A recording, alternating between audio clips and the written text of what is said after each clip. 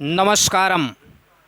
संस्कृत मार्तंड इस YouTube channel पर मैं मार्तंड कुमार आप सभी प्रिय विद्यार्थियों का एक बार फिर से स्वागत करता हूं।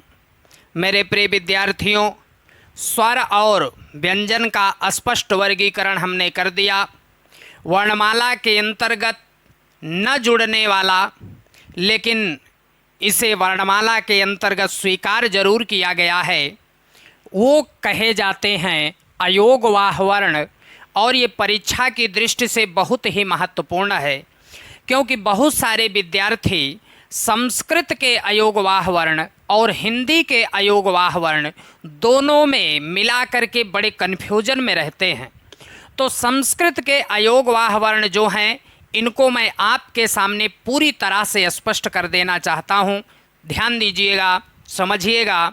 एक निवेदन है आप लोगों से कि संस्कृत मार्तंड चैनल को ज़्यादा से ज़्यादा लाइक करिएगा, शेयर करिएगा, अपने इष्ट मित्रों से भी सब्सक्राइब कराइएगा और बने रहिएगा हमारे साथ बहुत सारे स्नेह के साथ। आइए प्रारंभ करते हैं अयोगवाह वर्णों के बारे में।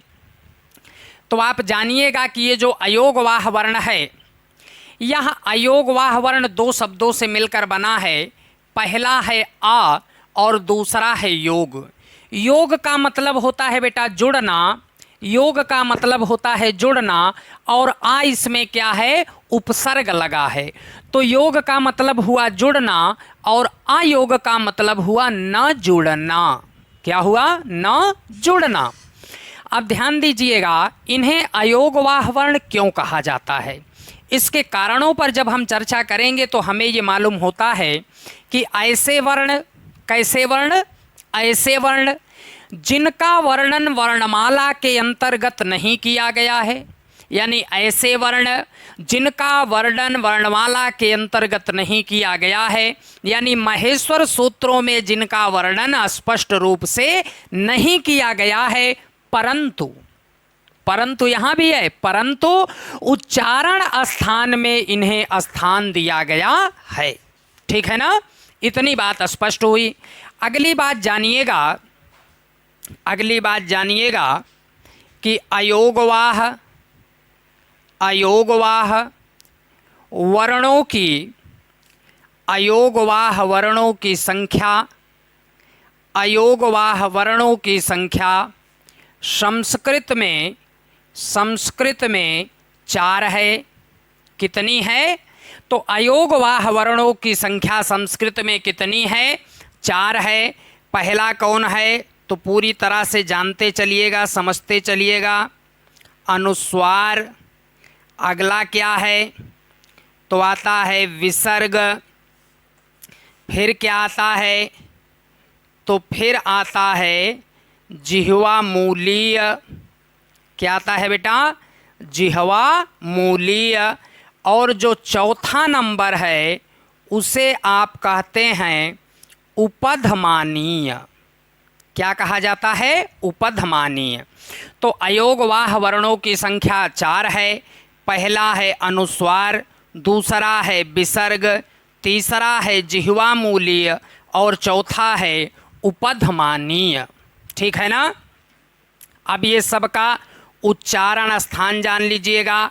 तो अनुस्वार का जो उच्चारण स्थान है, अनुस्वार कहाँ से उच्चरित होता है, तो अनुस्वार का उच्चारण नासिका से होता है। विसर्ग का उच्चारण कहाँ से होता है, तो विसर्ग का उच्चारण स्थान कंठ होता है। ठीक है ना, विसर्ग का उच्चारण स्थान कंठ से होता है। जिह्वा मूलीय का उच्चारण स्थान जिह्वा मूल से होता है। कहाँ से होता है, जिह्वा मूल से होता है, यानी जीभ जहाँ से जुड़ती है वहाँ से होता है। और उपधमानीय का उपुपधमनीया नाम ओष्ठौ या सूत्र बताता है कि इनका उच्चारण ओष्ठ से होता है। तो यानी अनुस्वार का उच्चारण स्थान नासिका है, विसर्ग का उच्चारण स्थान कंठ है, जिह्वा मूलीय का उच्चारण स्थान जिह्वा मूल है और उपधमानीय वर्णों का उच्चारण स्थान ओष्ठ है। अब ये सब का चिन्ह जानिएगा। तो अनुस्वार का जो चिन्ह है ये बिंदी होता है। जो विसर्ग होता है इसमें 2 बिंदी का प्रयोग होता है। जो जिह्वा मूलीय होता है इसमें जो है अर्ध विसर्ग का प्रयोग किया जाता है, और जो उपधमानीय वर्ण होता है इसमें भी अर्ध विसर्ग का चिन्ह लगाया जाता है। ये सब के चिन्ह हो गए। अनुस्वार का चिन्ह हो गया, विसर्ग का चिन्ह हो गया, जिह्वा मूलीय का चिन्ह हो गया और उपधमानीय का चिन्ह हो गया। ये चारों अयोगवाह वर्णों के चिन्ह हमने आगे लिख दिया। आगे जानिएगा कि जैसे आ वर्ण है तो इसमें हो गया अंग, इसमें हो गया तो आ के आगे लग गया विसर्ग, तो इसका उच्चारण होगा आह।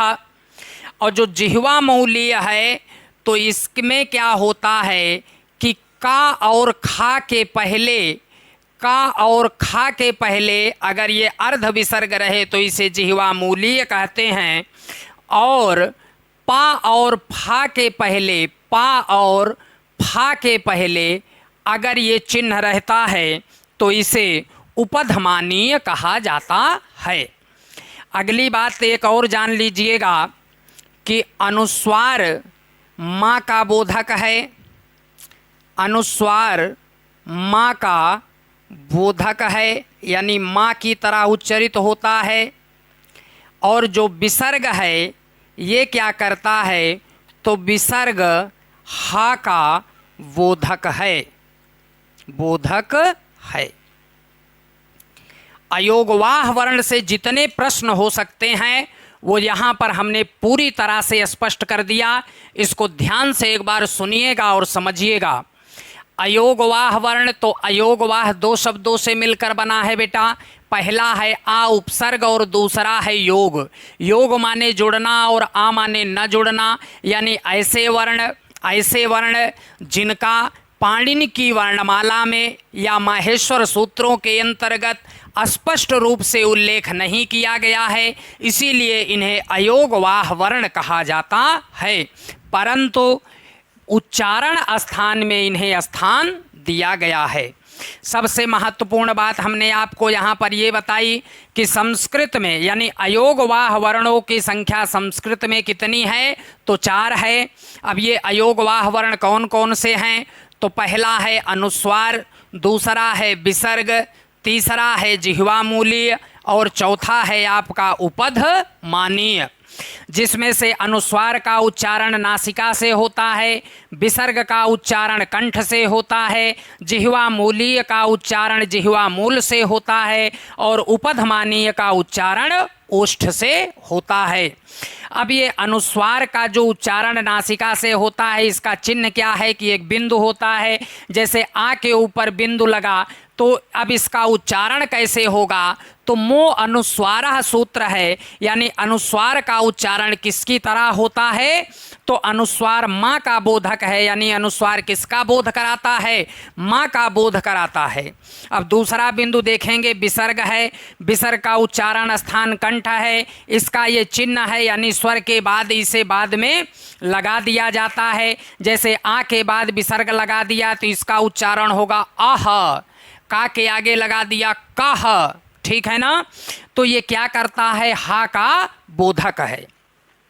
अगली बात समझिएगा कि जिह्वा मूलीय वर्ण जो है उसका उच्चारण स्थान जिह्वा मूल है और का खा को जिह्वा मूलीय वर्ण कहा गया और पा फा को उपधमानीय वर्ण कहा गया। इनके पहले जो चिन्ह लगा है, ये जो चिन्ह लगा है इस चिन्ह को क्या कहते हैं, तो इस चिन्ह को अर्ध विसर्ग क्या कहते हैं, इस चिन्ह को अर्ध विसर्ग कहा जाता है। क्या कहा जाता है, इस चिन्ह को अर्ध विसर्ग कहा जाता है। तो ये रहा आपका पूरा का पूरा अयोगवाह का वर्णन। और यहाँ से 1 नंबर कई बार परीक्षाओं में पूछा जाता है और परीक्षा की दृष्टि से ये बहुत ही महत्वपूर्ण है, तो आप इसको अच्छे से समझ लिए होंगे। और जो ये बातें अयोगवाह वर्णों के बारे में हमने आपके सामने लिखी है, आप इसका स्क्रीनशॉट ले लें। हमारे संस्कृत मार्तंड चैनल को ज़्यादा से ज़्यादा लाइक, शेयर और सब्सक्राइब करते रहें। दुआओं में हमें भी याद रखें, स्नेह बनाए रखें। धन्यवाद, बहुत बहुत धन्यवाद।